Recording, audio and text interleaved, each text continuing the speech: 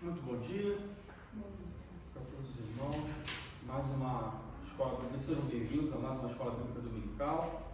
E hoje, como nós falamos na semana passada, nós vamos começar uma nova revista, um novo assunto, um novo tema. E o tema que nós escolhemos para essas próximas 13 aulas é sobre o apóstolo Paulo, sobre a vida do apóstolo Paulo, o ministério do apóstolo Paulo, porque nós entendemos que nós não só temos como tirar um excelente proveito da vida do apóstolo Paulo. É claro que de forma nenhuma nós podemos dizer que Paulo ele sucede Jesus, ou ele foi melhor do que Jesus, ou ele nos traz mais exemplos que Jesus. Não, de forma nenhuma. Jesus é o nosso exemplo máximo, a nossa única deve ser a nossa única referência. Mas também, olhando para a vida do apóstolo Paulo, nós conseguimos tirar muitos ensinamentos, e ele próprio deixou muitos ensinamentos. Basta nós notarmos que a maioria dos livros do Novo Testamento foram escritos por ele, suas cartas, que nos trazem muitos ensinamentos, muitas diretrizes. Então, nós vamos estudar sobre o apóstolo Paulo nas próximas 13 lições. Vamos ver sobre o seu ministério, sobre a sua vida, sobre tudo aquilo que ele deixou para nós como inspiração, e até mesmo porque o mundo que o apóstolo Paulo viveu, o contexto que o apóstolo Paulo estava inserido durante suas viagens missionárias, as igrejas que ele fundou, os problemas que as igrejas que ele fundou e enfrentou, os problemas que elas enfrentaram, são muito parecidos, são muito atuais com os problemas que nós enfrentamos hoje, que a igreja enfrenta hoje. Então, quando nós olhamos, se os irmãos lerem as cartas do apóstolo Paulo e tirar essas cartas da Bíblia e mudar alguns nomes de cidades, por exemplo, sei lá, você troca Filipos por, escolhe uma cidade, Rio de Janeiro, você troca Corinto por São Paulo, e se você fizer essa maquiagem, vamos dizer assim, essa renomear algumas coisas, você vai falar que é uma carta que foi escrita, talvez não uma carta, porque hoje não se escreve mais cartas, mas vai parecer muito uma carta que um pastor escreveu para um outro pastor em algum lugar. A qualidade do assunto é muito grande. Então, por isso que esse foi um dos motivos que nós escolhemos estudar sobre o apóstolo Paulo, sobre a vida, sobre o ministério do apóstolo Paulo nas próximas 13 lições.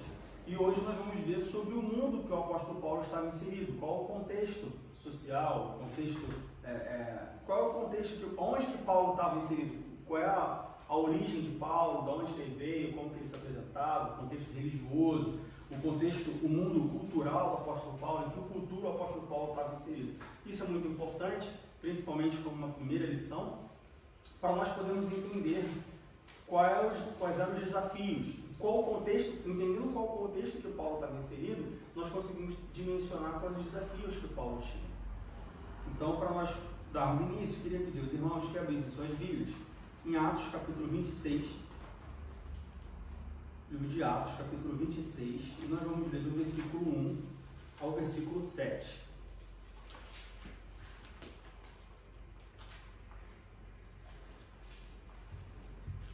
Atos, capítulo 26, do versículo 1 ao versículo 7.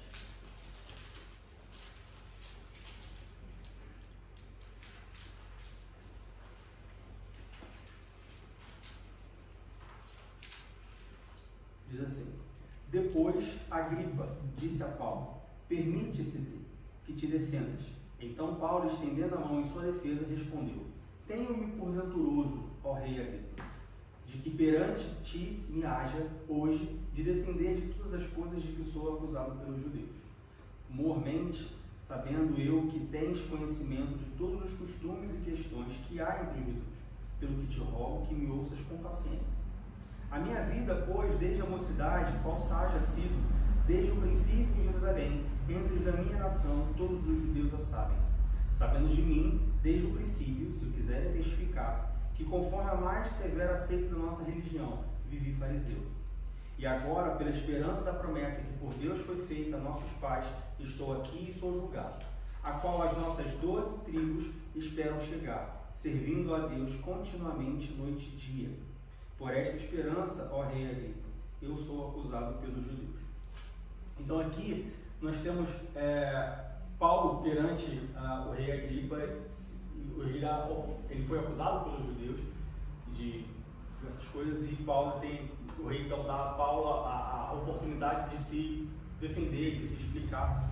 E aí o que eu acho, bom, Paulo me chama a atenção de várias formas, imagino que também a todos vocês, mas nós vemos aqui que até mesmo na oportunidade que Paulo tem de se justificar, de se defender diante de uma acusação, claro, infundada, Paulo ele usa as oportunidades para pregar o evangelho, ele usa as oportunidades para anunciar o julgamento e tudo mais. Então nós vemos aqui um exemplo claro, não é isso que eu já faço sobre lição, vamos falar sobre isso ao longo da revista, mas nós vemos aqui que Paulo, até mesmo no momento que ele deveria somente julgar e falar, olha, eu não fiz isso, enfim, ele usa aquilo para pregar o evangelho, ou seja, toda e qualquer oportunidade que Paulo tinha, Paulo usava para pregar o evangelho.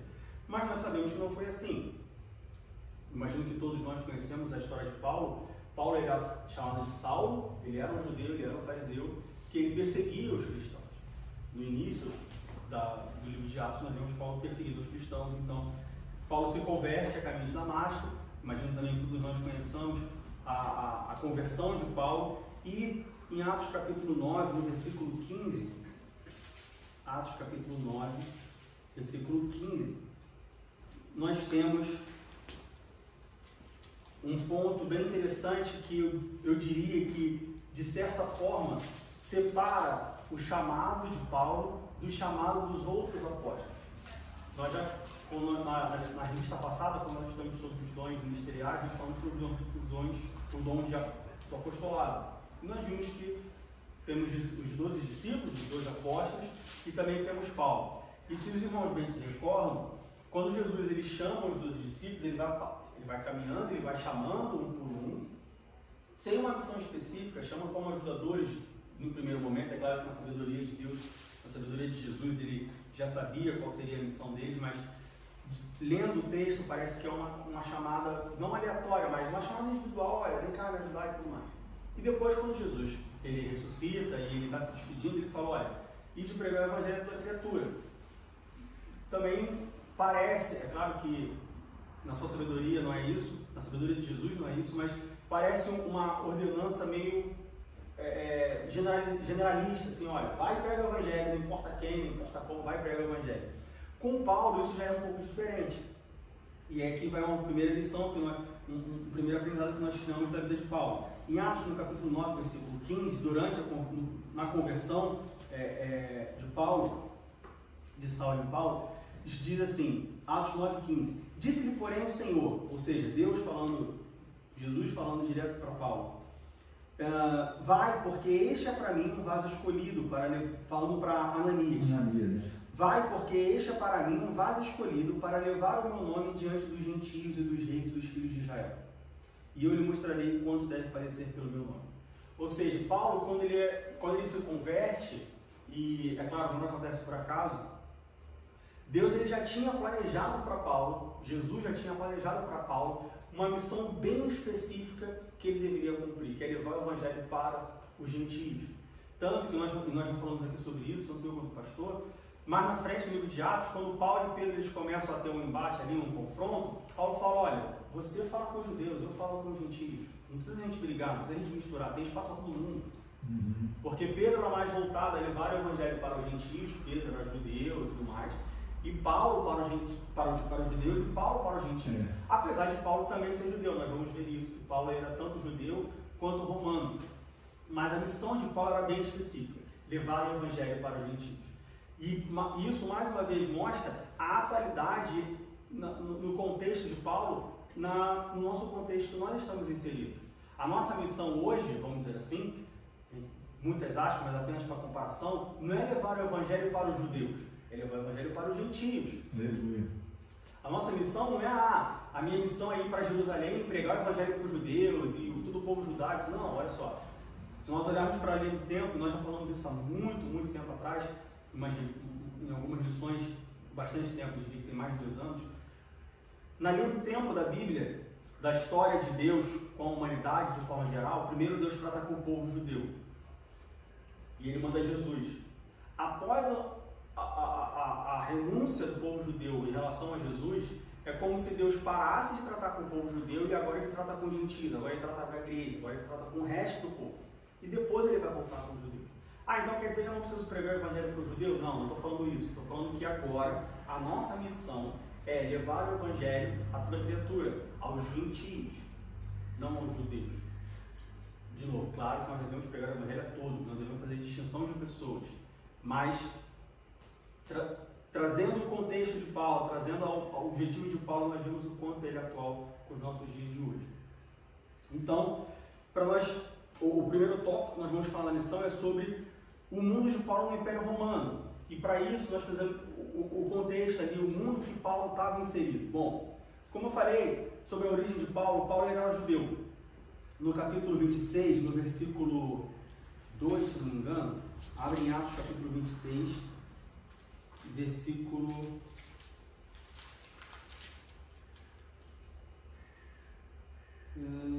versículo 4. A minha vida, pois, desde a mocidade, qual haja sido, desde o princípio em Jerusalém, entre os da minha nação, todos os judeus a sabem. Ou seja, e no versículo 5, Paulo continua falando, sabendo de mim desde o princípio, que conforme a mais severa seita da nossa religião, vivi fariseu.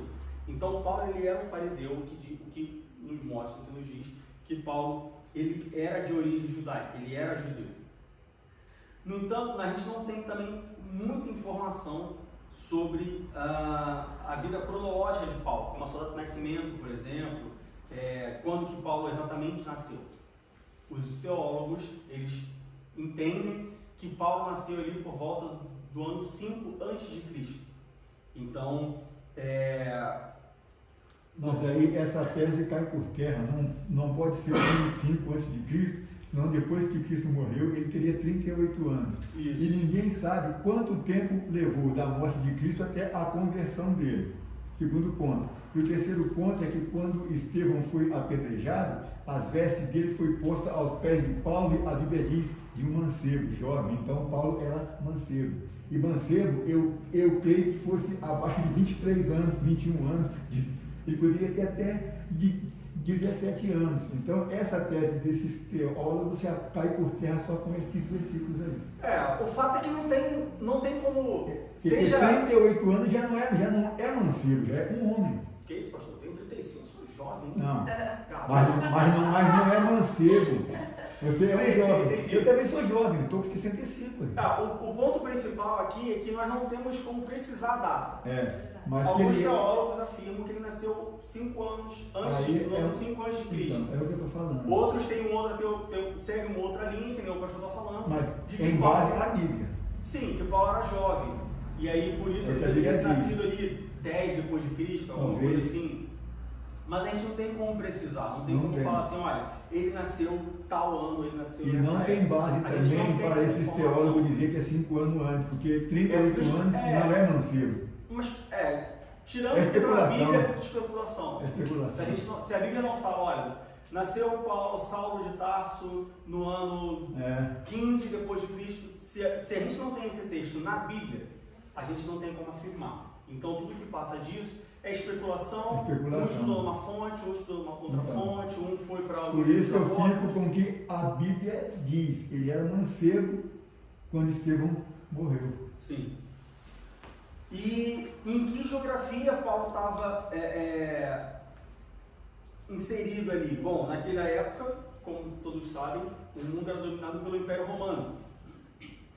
Todo mundo conhecido, todo mundo gentílico, ou seja, todo esse povo que a missão de Paulo era evangelizar eles, os gentios, eles estavam sob o domínio do Império Romano.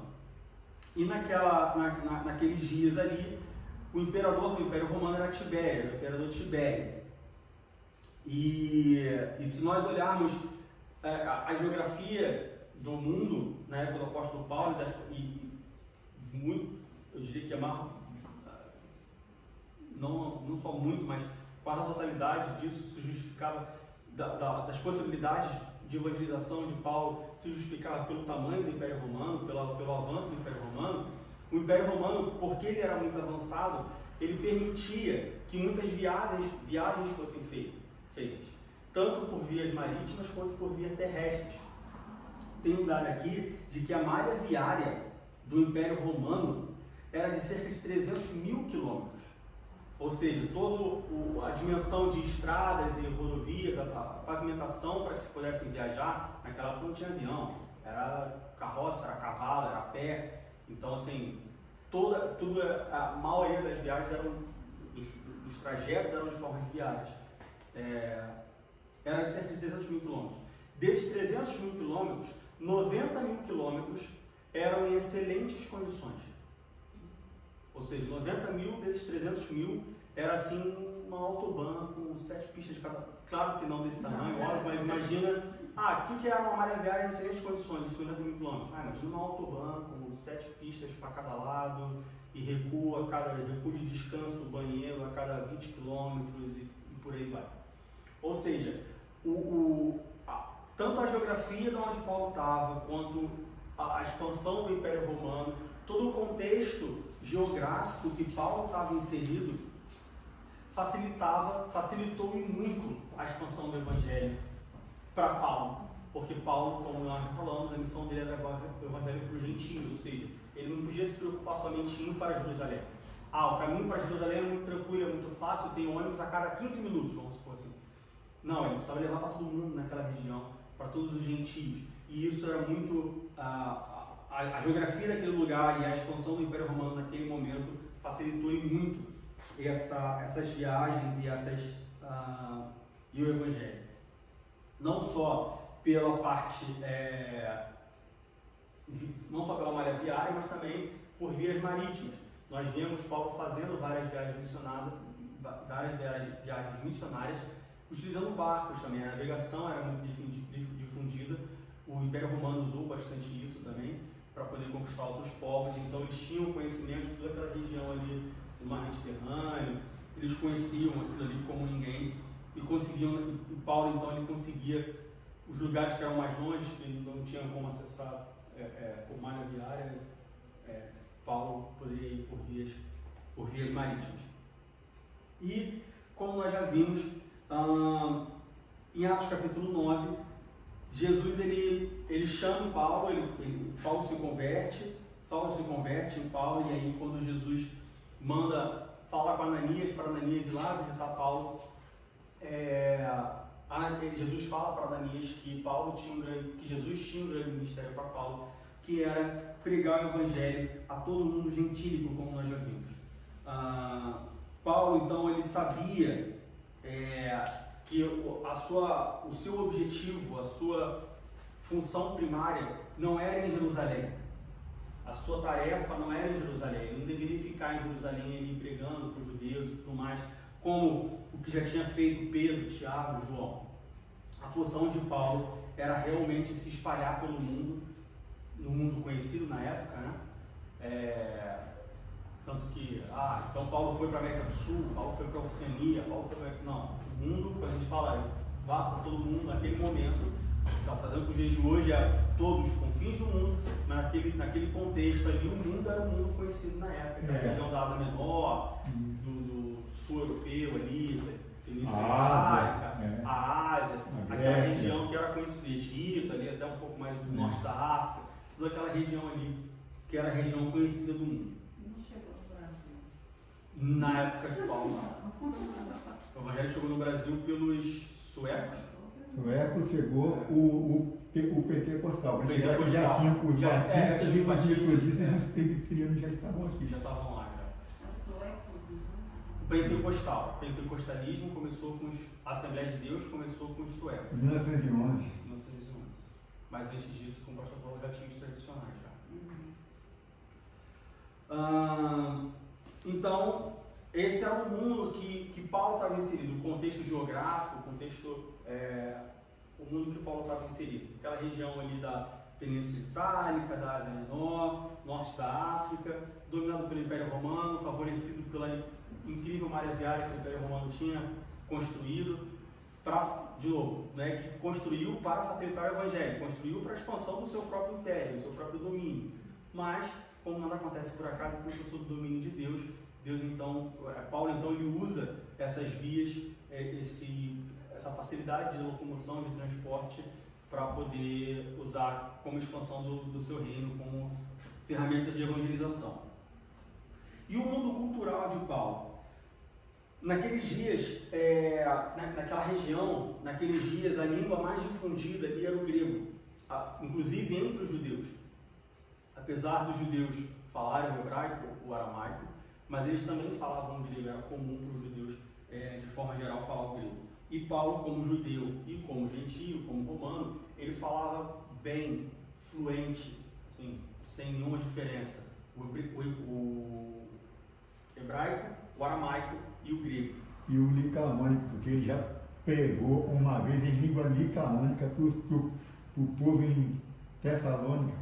Sim, mas a gente não sabe se ele falava. Mas era uma língua. para ele pregar na língua licaônica, ele deveria falar. Não, falar com certeza. Mas o hebraico, o aramaico e o grego eram as línguas maternas dele, vamos dizer assim. As standard, né? Era padrão. Ele sabia falar as três. Língua materna. Imagina que. Olha lá. Você tem. Que nem a gente tinha aqui a Elisângela e o Rafael. Os filhos deles falavam português, alemão e polonês. Língua materna. E ainda devia estudar inglês na escola. escola. E aí na escola fala inglês, francês, enfim. Então ele consegue se comunicar em inglês, claro, com certeza. Mas a língua materna de Paulo, as línguas maternas de Paulo, a gente pode considerar que era o grego, o hebraico e o aramaico. A Índia, né? Oi? Na Índia, né? Eles têm tantos idiomas. Na Índia, a gente tem vários dialetos, né? Nossa, você fala. Capaz que era meio que assim. Acho que na China também tem isso, não? Na China? Acho que na China também é assim. No Brasil também tem o baiano, tem o mineiro, tem o porta, tem o carro, tem o oxente. Então naquela época, a gente poderia dizer que apesar de tanto os judeus quanto os judeus, principalmente hebraico, aramaico, grego, gentios, mais o grego, mas a língua que predominava ali era o grego. Tanto que o Novo Testamento ele foi todo escrito em grego. Aleluia. Porque o Novo Testamento foi escrito por gente, não o Novo Testamento inteiro, mas principalmente as cartas de Paulo, todas elas foram escritas para os gentios. Então, nada mais previsível do que ser escrito em grego. E sobre a formação cultural de Paulo, como nós já vimos, ele era judeu. A formação básica, Paulo era de Tarso, judeu de Tarso, não judeu de Jerusalém. Então a formação básica ali, a escola primária, vamos dizer assim, de Paulo, foi em Tarso. Mas depois disso, ele é levado por seu pai, que era judeu, e pertencia a um grupo de fariseus de Jerusalém. Paulo é levado então para Jerusalém, para ele ser criado aos pés de Gamaliel, que era um rabino, que era um mestre muito conhecido na época, muito famoso na época. Então a gente pode dizer, sei lá, que Paulo ele nasce ali aqui em Berlim, faz o ground school em Berlim, depois o pai dele leva, sei lá, para Oxford para estudar com os melhores professores do mundo, enfim, leva para outro lugar para estudar com a nata, que nesse caso é Gamaliel. Então nós vemos que Então ele tinha dinheiro, tipo assim, ele era uma pessoa com dinheiro, eu falo dinheiro. de família rica, assim, abastada. A gente não tem essa, eu não sei essa Não informação. temos essa informação. Se Paulo tinha dinheiro, como que Paulo trabalhava, sem dúvida. A gente tem passagem no Novo Testamento que mostra que Paulo ele tinha uma profissão, ele exercia uma profissão, ele trabalhava com tendas. Ele foi trabalhar junto com Priscila e Áquila, né? Mas isso não quer dizer que antes ele fizesse isso, porque eu creio que ele era alguém de muita influência no meio do povo judeu, principalmente no meio dos fariseus, porque os sacerdotes deram carta para ele perseguir. Ele era fariseu, né? Paulo era fariseu, filho de fariseu. E filho de fariseu, e certamente muito influente lá dentro, Sim. porque deram carta para ele perseguir a igreja. Então ele não era qualquer pessoa. Eu só não sei dizer, a gente só não pode. Em termos de financeiro, a gente não sabe dizer. Financeiro não sabe. Mas era uma pessoa de influência com certeza. Isso. Pela própria atividade dele antes de se converter, ninguém ia dar carta para você matar uma pessoa assim. Então, essa formação cultural, essa formação acadêmica, vamos colocar assim, de Paulo, foi importante para transformar, para levar Paulo num estado que ele chegou de ser uma pessoa conhecida, de ser uma pessoa bem articulada, de ser uma pessoa com uma oratória muito boa. Então Paulo ele era vamos comparar, por exemplo, claro, não tem comparação, mas vamos pegar Paulo e vamos pegar Moisés. Moisés ele tinha uma formação muito boa, mas Moisés era uma pessoa tímida, era uma pessoa que não conseguia falar, tanto que ele leva Arão para ir com ele falar com o faraó. E Moisés ele vivia, ele cresceu no Egito, ou seja, ele cresceu bem instruído, mas ele não tinha essa... Ele aprendeu toda a cultura e a ciência do Egito. Mas ele não tinha essa articulação. Paulo não, Paulo ele tinha o conhecimento também, mas ele era articulado, ele chegava, ele falava, ele tinha uma presença comunicativa, entendeu? Então era um pouco diferente. Tanto é que Jesus escolheu ele para pregar para os reis, né? Pois é. Porque não é qualquer peão que chegava na frente aqui do rei para falar. E falar assim, não pressionado, né? Quando você lê os discursos de Paulo, quando você lê a defesa de Paulo com o rei Agripa, por exemplo, você não vê um Paulo acanhado, um Paulo pressionado. Não, ele se levantava, tipo, não, porque isso e tal. Então eu imagino o Paulo. Era tão respeitado que uma vez ele foi falar, o povo começou a fazer muita algazarra, ele levantou a mão, ficou todo mundo quieto. Então eu imagino um Paulo assim, bem... autoridade. Bem imponente, sabe? Como a gente vê, até mesmo dentro da igreja, tem várias pessoas que você vê que quando falam, as pessoas... O Silas Malafaia é um desse. Qualquer assunto, a gente está discutindo sobre futebol aqui. Ele entende. Se o Silas Malafaia começar a falar de futebol e defender, sei lá... O Flamengo. Não o Flamengo. Mas assim, Flamengo. Tá todo mundo batendo. Ele Botafogo, mas tá todo mundo falando mal de um time. Uhum. Se o Silas Malafaia pegar aquele time para defender e começar a falar, todo mundo... Opa! Ele sabe tudo daquele time. E ele sabe articular, ele sabe falar.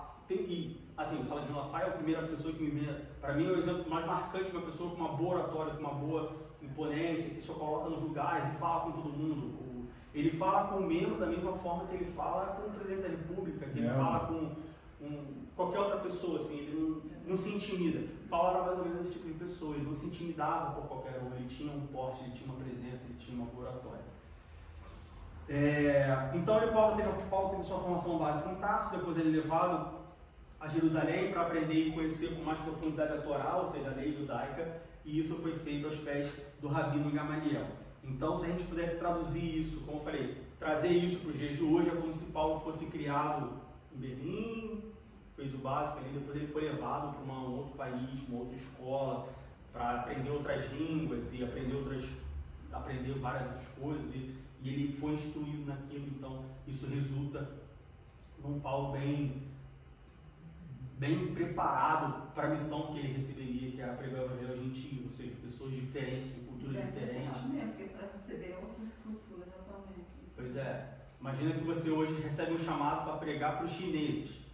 É um povo completamente diferente, você não pode chegar da mesma forma, você não pode falar da mesma forma que você fala para o brasileiro. Então Paulo ele tinha essa preparação que permitiu que ele falasse para qualquer tipo de pessoa, qualquer classe, qualquer nacionalidade, de forma comum, assim, de forma bem natural. Sobre a religião naquela época. Bom, com o Império Romano, Paulo estava ali no Império Romano, nós sabemos que o Império Romano era em termos religiosos, ele era politeísta, ele tinha referência a vários deuses. Não só aos deuses romanos, como Dionísio, Átis, Eleusis, mas também a deuses de outros povos, de outras culturas que o Império Romano foi conquistando, como os deuses egípcios, como os deuses gregos, como até mesmo alguns deuses do leste asiático. Então nós vemos que o mundo religioso que Paulo estava contido era um mundo bem promíscuo, vamos dizer assim. Era bem bagunçado, era bem misturado. Então, era uma salada de fruta ali, uma sopa de legumes que você tinha... A mesma pessoa, ela servia ao deus romano para colheita, por exemplo, mas ela também adorava o deus egípcio para a natureza e adorava o deus asiático para a fertilidade. Então, assim, era uma bagunça generalizada. Então, com isso, a gente tem uma noção da dificuldade que Paulo enfrentou em levar um único Deus, até mesmo saindo um pouco da religiosidade, da religião. Imagina você, e isso é uma coisa que eu imagino que deve ser bem difícil, imagina você chegar para uma pessoa que ela tem 3 deuses de origens diferentes, para coisas diferentes, e você fala assim, olha só, eu tenho um Deus que serve a tudo isso. Eu tenho um único Deus que é maior do que tudo isso. Eu imagino que, tirando a parte da religiosidade de lado, tirando a parte divina, a Bíblia de lado, é até difícil uma pessoa entender isso. Mas como assim? Um substitui 3, um substitui 4? Porque eu vou para esse específico e agora eu tenho um só que eu posso fazer tudo. Ou seja, era um mundo muito conturbado para Paulo pregar o Evangelho e falar, olha só, esquece todos esses deuses que você está servindo agora. Existe um único Deus. Tanto que nas cartas de Paulo, nós vemos algumas igrejas que elas, apesar de servirem a Deus, elas também tinham um pouco de idolatria a outros deuses, porque era uma coisa confusa, era uma coisa... não era uma coisa simples. Hoje eu diria que é um pouco mais simples, porque você troca de um para o outro, apesar de que existem muitas pessoas hoje em dia que são perdidas espiritualmente, assim, perdidas no sentido de que acreditam em qualquer coisa. Tem a pessoa que é kardecista, mas ao mesmo tempo ele é budista, mas ao mesmo tempo ele é católica. Ela acende uma luz para Maria, mas ela vai num terreno de candomblé, assim, bota incenso para outro e tem uma estátua do Buda em casa. Então, assim... Eu nunca entendi. Eu lembro quando era criança, porque tinha a avó da minha prima, que a gente era família grande, primo com primo. Então, essa avó da minha prima, ela acreditava, né? Era católica, mas também acreditava no centro de Macumba, né? Eu ficava assim, mas como, né? Porque é um pouco diferente. Pois é. Mas eu ficava confuso na minha cabeça, como que ela acredita em 2, e eu, como sempre fui criada na religião evangélica, então eu ficava, como que ela consegue 2 deuses? Pois é confuso. Mas esse era um mundo religioso que o Paulo estava inserido. O que também tem um lado bom, assim, como eu falei, a gente acabou de citar o lado ruim de você ter uma diversidade de deuses e tudo mais. O lado bom disso é que se você tem uma pessoa que acredita em 3, 4, você apresentar mais um, ela vai ser mais aberta. Vai ser só mais um. Colocar uma coleção. Então, assim, tem um lado bom e um lado ruim. O lado bom é que, olha, já conhece 3, posso te apresentar mais um? 4? Ah, sim, legal, esse 4. E aí depois, só que aí o lado ruim, depois é que você tem todo o trabalho de falar, olha só, esse que eu te apresentei agora é superior aos outros. Você tem que largar os outros para ficar com esse. E aí é onde entra o problema. E hoje, trazendo isso de novo para a atualidade da igreja atual, nós vemos isso dentro da igreja também. São as pessoas que a gente fala que são os amigos do Evangelho, né? A pessoa aceita Jesus, Jesus é maravilhoso, Jesus é muito bom, porque Jesus, porque Deus e tal, não sei o quê. Mas também vai lá e segue outras religiões, segue outras filosofias. Você fala, o mesmo Deus que é o seu, é o meu. É o meu, um monte de coisa.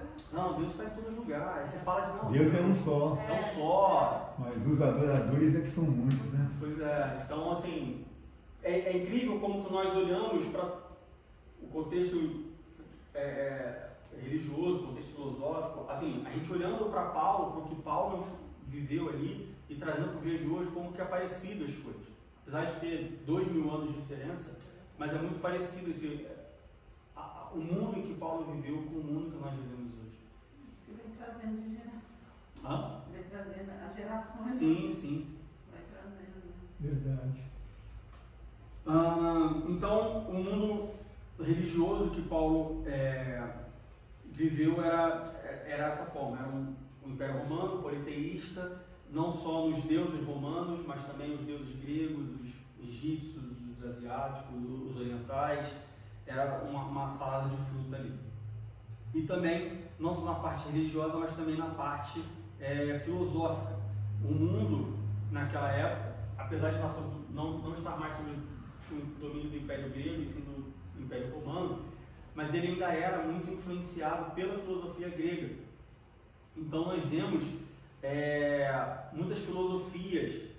Quando nós olhamos para as cartas de Paulo, nós vemos muitas igrejas que tinham se convertido, muitas pessoas tinham se convertido, que estavam ali com Jesus, mas que também eram influenciadas pelas filosofias gregas, em especial o agnosticismo. Ou seja, as pessoas, elas, de novo, a mesma coisa que acontecia com os deuses, com a religião, acontecia com a filosofia. A pessoa não conseguia desapegar daquela filosofia que ela foi ensinada, daquilo que ela aprendeu, ou confundia achando que o agnosticismo e o cristianismo, eles se completavam, pois é. Que também, de novo, não é muito diferente do mundo que nós vemos hoje.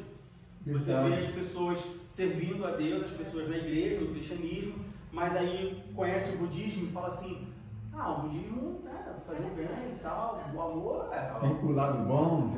É o que Jesus fala também, então não tem problema nenhum eu ser cristão e eu ser budista ao mesmo tempo. Mas o pior de tudo isso são certos pastores, certos líderes, certos doutrinadores que estão, ao invés de usar a revelação e a inspiração da palavra de Deus, estão usando filosofias. O evangelho hoje se tornou uma coisa informal. Ao invés de eles ensinar e doutrinar, estão passando informação e tem muita filosofia no meio. Filosofia demais no meio, entendeu? E aí, isso aí faz com que a fé do povo se apague. Porque o que gera a fé é a palavra. Pois é. A palavra. Quando você baseia toda uma pregação em cima de filosofia, você não tem... É como você comer um prato de... Só como você comer uma pizza. Daqui a 2 horas você está com fome. Não vai te dar sustância, não vai segurar o seu estômago aí. É o que tem acontecido hoje. Por isso que você vê muitas igrejas cheias, mas vazias. Ela te enche, você come 10 pizzas, fica cheio, mas não fica alimentado. Você vê a igreja inchada, você vê uma igreja sólida, uma igreja forte, porque, como o pastor falou, é todo um discurso, é toda uma pregação, é todo um trabalho baseado em filosofia, baseado em achismo, baseado em conhecimento científico. E em cima disso, eles usam a força das palavras de efeito, entendeu? Tem até um cantor no mundo aí, muito sucesso, eu vou dizer, Zé Ramalho. Uma vez eu vi uma entrevista dele, ele dizendo assim, o entrevistador perguntou, mas qual é o teu segredo do sucesso? Ele disse assim, eu descobri a força e o poder de persuasão das palavras. E as músicas dele só tem palavra composta, principalmente os jovens. E os pregadores estão usando isso, palavra de efeito, entendeu? Palavra que vai tocar, mas nada de Bíblia, nada da revelação. Tem muito também, muita autoajuda hoje em dia, né? Muito o quê? Sensibilização, autoajuda, autoajuda. Massagem no ego também, emoção positiva, isso. Todo esse tipo de coisa que isso não está na Bíblia. Então, é incrível, de novo, mais uma vez, e eu imagino que a gente vai bater nesse ponto, aí isso vai ser bem repetitivo ao longo dessas 3 lições. É incrível como que o mundo do apóstolo Paulo se enquadra no mundo de hoje. Só muda o nome, mas é exatamente a mesma coisa, exatamente os mesmos desafios. Uma igreja boa, uma igreja avivada, uma igreja firme, mas que era perdida, como a igreja de Corinto. Uma igreja que tinha Jesus, que tinha a Bíblia, mas também tinha outros deuses, mas também tinha outras filosofias, e que estava ali perdida, não sabia para onde ia, sem direção. Aquela que tem fama de estar viva, mas está morta. Isso. Como diz no Apocalipse. Então, é bem atual. Eu definitivamente recomendo os irmãos a lerem as cartas, ler de Atos até Tito. Leiam as cartas de Paulo para vocês relembrarem o conhecimento, assim, verem o que Paulo passou. Eu tenho certeza que vai ser proveitoso e trazer isso para as lições, trazer isso para as nossas aulas vai ser bem interessante. Então esse era o mundo cultural que Paulo estava inserido. Uma cultura politeísta, uma cultura que mesclava religião com filosofia de outros países, de outros povos, de outras culturas, de outros impérios, com bastante influência da filosofia grega, ou seja, uma coisa bem salada de fruta, bem salada mista, bem perdida. E o mundo religioso de Paulo, como nós já falamos, Paulo ele se identificava como judeu, em Atos capítulo 22, versículo 3. Atos 22, versículo 3,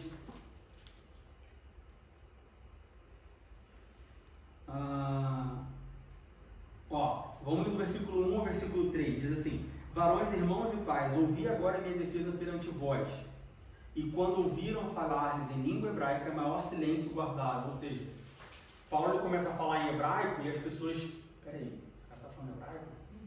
É como se, por exemplo, viesse Ele é dos nossos. entrasse um alemão aqui, o nosso irmão aqui, Hans, não sei o que, vai pregar hoje. Aí você fala assim, alemão, o cara vai falar meio com sotaque e tal.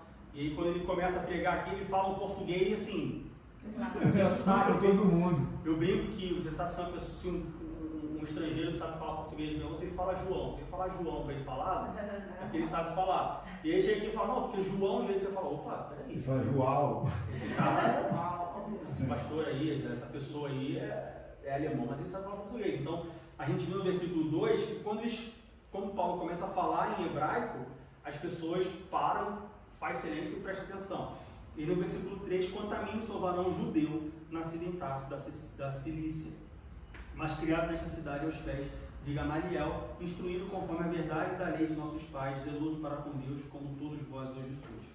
Então Paulo, ele se identificava como judeu, apesar de ele ser cidadão romano, apesar de ele ter o lado romano dele, mas ele se identificava como judeu. Então, qual era a religião de Paulo? Paulo era judeu, convertido ao cristianismo. No versículo 5 de Filipenses capítulo 3, Filipenses capítulo 3, versículo 5,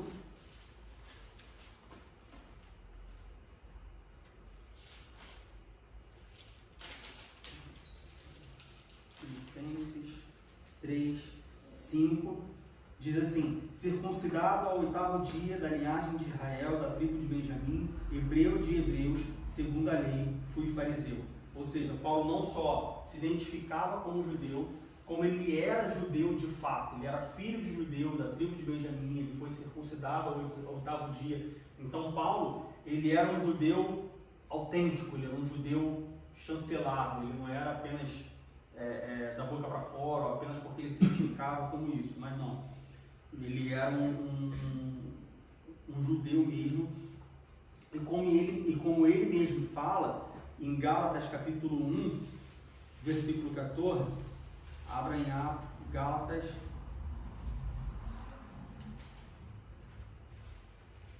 capítulo 1, verso 14. E na minha nação excedi em judaísmo a muitos da minha idade, sendo extremamente zeloso das tradições de meus pais.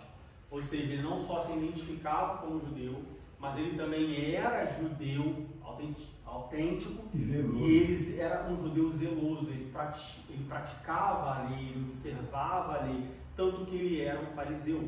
Então nós vemos que Paulo, ele era ali, assim, bem judeu mesmo. Ele não se desviava, ele não ignorava algumas coisas, ele não era judeu só porque ele nasceu, só porque o pai era judeu, e aí por isso, não, ele era realmente um judeu praticante, vamos dizer assim, uma coisa era bem latente, era bem forte. E para nós terminarmos, nós vamos falar sobre a atuação de Paulo, né? Como nós vimos, Paulo, o contexto que Paulo estava inserido ali era um contexto extremamente favorável, não só o contexto que ele estava inserido, mas a formação de Paulo, tudo era extremamente favorável, foi extremamente favorável para a missão que Paulo foi chamado. Ele era um judeu autêntico, ele era um judeu ele era um fariseu, ou seja, ele era uma pessoa que realmente observava a lei, que conhecia a lei, o que dava crédito a ele perante os judeus, tanto que nós lemos uma passagem onde ele começa a falar em hebraico e as pessoas fazem silêncio, as pessoas prestam atenção para ele. Paulo também, por outro lado, ele tinha conhecimento de outras culturas, de outras línguas, ele tinha um conhecimento além do conhecimento judaico, o que permitia a ele falar de igual para igual com os romanos, falar de igual para igual com os gregos, falar de igual para igual com outras pessoas de outros povos em outras línguas. Ou seja, confiava a Paulo uma segurança e credenciava a Paulo a falar com qualquer tipo de pessoa, do pobre ao rico, do servo ao rei, falava de igual para igual. O mundo geográfico em que Paulo estava inserido, pela expansão do Império Romano, pelo domínio do Império Romano, como nós vimos, favoreceu muito ao ministério de Paulo, ao trabalho de Paulo, em pregar o evangelho aos gentios, ou seja, toda aquela região ali, até os limites conhecidos, seja por vias, seja pela malha viária, ou seja por vias marítimas. Ou seja, Paulo ele literalmente não tinha desculpas para ir em algum lugar, não tinha como ele falar, não, só não posso ir naquela região porque eu não consigo chegar lá, não. Paulo ele conseguia chegar facilmente, vamos dizer assim, em todas as regiões conhecidas naquele momento, aonde quer que Paulo tinha que ir, Paulo conseguia chegar. E, como nós falamos, isso nos mostra, isso nos diz muita coisa quando nós olhamos para o ministério de Paulo, quando nós olhamos para o mundo que Paulo estava inserido, isso nos diz muita coisa sobre a nossa condição hoje. Porque se nós compararmos o nosso mundo, as nossas condições, as nossas possibilidades com o que Paulo conseguiu fazer, nós vamos ver que não tem desculpa para nós não fazermos o que Paulo fazia, ou não fazermos o que Deus nos manda fazer, o que Jesus nos mandou fazer. A gente não tem como falar assim, eu não consigo pregar o evangelho para os alemães. Bom, você consegue, basta você estudar a língua. Se você jogar no Google curso de alemão, vai ter 1 milhão de opções. No YouTube tem um monte. Você tem online, você tem offline, você tem de graça, você tem pago, você tem presencial, você tem diversas coisas. Eu não consigo pregar o evangelho para os australianos porque fica muito longe daqui. Bom, tenho certeza que se você for para o aeroporto e você pegar uma passagem, você vai ter... Claro, você vai ter que fazer uma escala em algum lugar, mas você consegue chegar na Austrália, você consegue chegar na Islândia, você consegue chegar no Alasca, você consegue chegar na Sibéria, você consegue chegar em qualquer lugar do mundo hoje. Não existe um lugar que você vai falar assim, bom, aquele povo, infelizmente, eles vão morrer, eles vão deixar de existir sem conhecer Jesus porque a gente não tem como pregar para eles. Não, você tem como pregar para eles. Se é caro, se é acessível, se não é, isso aí é uma outra história, mas você tem como chegar lá. Eu tenho certeza que se você colocar no seu coração, não, eu quero pregar o evangelho para aquele povo específico. Se você colocar isso como um propósito perante Deus, pode ter certeza de que Deus vai permitir que você faça isso. Mas sabe que ainda existe alguém que não conhece? Existe. Olha, a Fabiana trabalhou numa editora, isso deve ter 2021, isso deve ter talvez, ela poderia falar bem melhor que assim, precisar mais de dados, mas eu diria que deve ter uns 10 anos, talvez 8 anos, alguma coisa assim. E um dos trabalhos que ela fez nessa editora foi, eles estavam criando um portal para a editora. Nesse portal tem uma Bíblia. E aí ela estava conversando com o diretor técnico dessa empresa que foi contratada para fazer esse portal. E aí, quando ele estava colocando a Bíblia no portal, parece que colocou de forma errada lá e tal, assim, não parecia ser a Bíblia, e ela falou da Bíblia. Eu sei, assim, domingo que vem eu posso pedir para ela contar a história para vocês, mais exato assim, mas eu não sei se ela que chegou para ele, perguntou, ou ele que falou para ela o que era a Bíblia. Enfim, o fato era que ele era uma pessoa bem instruída, ele era dono de uma empresa e tal, tinha um conhecimento tecnológico e tudo mais, mas ele não sabia o que era uma Bíblia. Ele nunca tinha visto uma Bíblia, ele nunca tinha lido uma Bíblia, ele não conhecia a história da Bíblia. Isso no Rio de Janeiro há 10 anos atrás, ou seja, não é no interior do país, da Bahia. Entendeu? Essa pergunta é muito fácil de responder. Por exemplo, se a gente pregar o Evangelho, falar do Evangelho para o nosso vizinho, ou para o companheiro de trabalho, ou para o companheiro de escola. Aí você vai ver se ele conhece, ou se ele não conhece, se ele sabe, se ele não sabe, se ele é ignorante ou se ele não é. A palavra está sendo pregada, anunciada no rádio, internet, nas ruas. Aqui nas ruas tem pouco, porque tem que pagar e, entendeu? Eles não permitem que você fala por causa da lei da praga. Mas, mesmo assim, tem ignorante, por quê? Porque não deram ouvido, não deram atenção, não se interessaram. Então, aqui em Berlim tem. Se você procurar vizinho seu, no seu trabalho, você vai ver que tem. Essa história me marcou muito, porque assim, não era uma pessoa ignorante, uma pessoa da favela e tal, assim, não, era uma pessoa bem instruída, assim, sabe? Uma pessoa antenada e tal. E quando ela falou com ele falou, você nunca viu a Bíblia? Ele falou, não. Você não conhece a história da Bíblia? Não. Aí ela pegou uma Bíblia e mostrou para ela, isso aqui é a Bíblia, ela é dividida em livros, capítulos, versículos, assim que faz, a história é essa, tal. E assim, não faz muito tempo, 10 anos atrás, 2011, sei lá, mais ou menos aí nessa época. Então, com certeza, às vezes a gente pensa assim, pessoas que não conhecem a Bíblia, que não conhecem Jesus, que não conhecem o cristianismo, aí você pensa, numa tribo de índio no interior da Amazônia, numa tribo não sei o que, tipo, um povo bem distante, uma coisa bem longe. Você olha pro mapa, pro mapa terrestre, e você fala assim, uma pessoa lá, tipo, na ponta, sabe? Você imagina umas regiões bem remotas. Mas não, se você procurar, como o pastor falou, seu vizinho, às vezes, você vai falar com ele e fala, quem é Jesus? Não sabe, entendeu? Então, nós vemos que o mundo de Paulo não era um mundo diferente de hoje. As ferramentas que Paulo tinha à disposição, hoje nós temos ferramentas muito maiores, ou seja, não existem desculpas.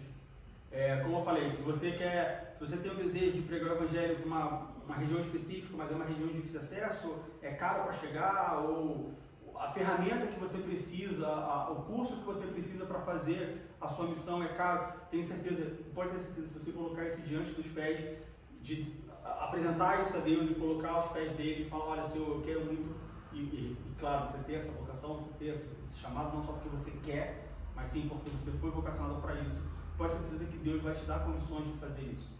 Eu fui chamado para pregar o evangelho para os australianos, uma passagem para a Austrália é muito cara. Bom, se você tem convicção de que isso é um chamado que você recebeu do próprio Deus, e você colocar isso à disposição de Deus, pode ter certeza que você vai ser financiado para fazer isso. E não temos desculpas, literalmente. Uma desculpa que muita gente dá, por exemplo, aqui. Não, eu não consigo pregar evangelho para o alemão, é difícil. Aí eu te pergunto assim, você trabalha aqui? Trabalho. Quem é o seu patrão? Brasileiro não, alemão. Então como é que você se comunica com ele, se comunica na firma? O que você tem que fazer? Você está na Alemanha, tira tempo para ler a Bíblia em alemão. Se você ler um capítulo por dia, vai chegar um ponto que você vai estar cheio de versículos em alemão. Quantas vezes no meu trabalho a porta abre, eu não perco tempo, eu falo. Porque está sempre lendo. Eu leio Bíblia. E também muita gente se esquece que existe uma linguagem universal, que é a linguagem do amor. É isso. Então, eu queria muito pegar o evangelho para o alemão, mas eu não falo alemão. Tudo bem, enquanto você estuda o alemão, você pode falar a linguagem do amor. Se você, muitas vezes você não, e eu tenho certeza que se a gente for abrir aqui para testemunhos sobre isso, a gente vai encontrar vários testemunhos. Muitas vezes você não precisa falar uma palavra, você não precisa ler um versículo, você não precisa falar Jesus te ama. Apenas de você demonstrar o amor, a pessoa fala assim, mas tem alguma coisa diferente nessa pessoa. E aí, às vezes, você não precisa nem falar. A pessoa que vem falar com você, olha só, não tem que você fez isso e tal. Poxa, eu queria entender mais. Eu vi uma coisa diferente. Porque eu sou evangélico. Mas o que é evangélico? Porque eu sou cristão. Mas o que é cristão? E aí daí surge a oportunidade, dá a brecha, entendeu? Então, às vezes, a gente se esquece nisso. A gente acha que, para eu pregar o evangelho, eu preciso daquele pré-requisito. Não, você só precisa ter Jesus na sua vida. Porque quando você tem Jesus na sua vida, quando você tem o seu coração cheio de Jesus, de forma que você transborda o amor de Jesus, isso é uma coisa que é natural, assim. Você vai falar com as pessoas vão ser alcançadas naturalmente, sem fazer esforço, sem precisar fazer curso, sem precisar se locomover, enfim. Vocês entendem? Ok? Então essa foi a lição de número 1 sobre esse novo assunto. Nós vamos estudar sobre o mundo, sobre o apóstolo Paulo, sobre o mundo do apóstolo Paulo, sobre as lições que o apóstolo Paulo nos deixou. E hoje nós vimos o contexto em que Paulo está inserido.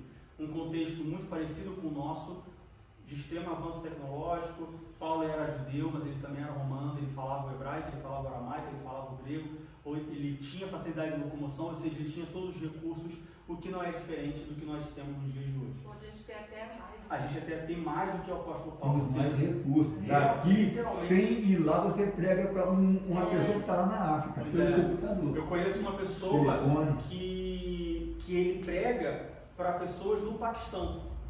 Lá não tem igreja, lá o evangelho é perseguido, e através da internet ele prega para os paquistaneses.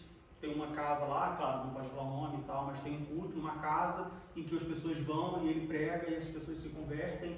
Então, assim, realmente não tem desculpas. Existe como. Não tem como falar assim, mas Paulo foi Paulo porque, é Paulo. É Paulo, olha o mundo que Paulo viveu, olha tudo que Paulo tinha. Paulo. Se você tiver no seu coração, é claro, não ser como Paulo foi, mas se você tiver no coração fazer o que Paulo fez, não por vaidade, não para autopromoção, mas para a expansão do reino, você pode ter certeza que você pode ser tão eficiente ou a alcançar tanta gente como Paulo alcançou. Porque o Deus que fez isso na vida de Paulo é o mesmo, ele não mudou, e é o Deus que pode fazer na minha vida. Basta, de novo, que eu me coloque na posição que Paulo se colocou, que eu pague o preço que Paulo se pagou, que eu me disponha a fazer aquilo que Paulo se dispôs a fazer. Principalmente por oração, estudo da palavra, leitura da palavra. Se você pegar, eu tenho um Novo Testamento em alemão, que é dos Gideões internacionais na Alemanha. E das cartas de Paulo, por exemplo, Romano, quando Paulo cita um versículo, tem uma referenciazinha lá do Velho Testamento. Quer dizer, ele está falando de coisas que ele leu no Velho Testamento. E num capítulo tem 5, 6 referências ao Velho Testamento. Ele conhecia com a palma na mão. Então é só pagar o preço que ele pagou. Ok? Deus nos abençoe em nome de Jesus. Amém. Semana que vem nós vamos ter a lição de número 2. Não percam a lição, não percam, não faltem, enfim, a Letícia vai viajar, mas você vai poder acompanhar na internet. E como eu falei, leiam as cartas de Paulo, leia de Atos até Tito, leia, relê. Mas leia com atenção, tanto para o conhecimento voltar à mente, mas também para levantar questões, levantar dúvidas. Nessas 3 lições a gente vai passar por todos esses livros? A gente não vai estudar os livros separados, todos eles, mas tenho certeza que vai passar por vários deles. Pelo menos uma referência de cada um. Vai ter. Não vai ser, hoje vai ser Romanos, Gálatas, não, mas com certeza vai passar todos eles. Não vai ser em vão, pode ter certeza disso. Ok? Que Deus nos abençoe em nome de Eu me inspiro muito no apóstolo Paulo. Sou apaixonado pela maneira de servir a Deus.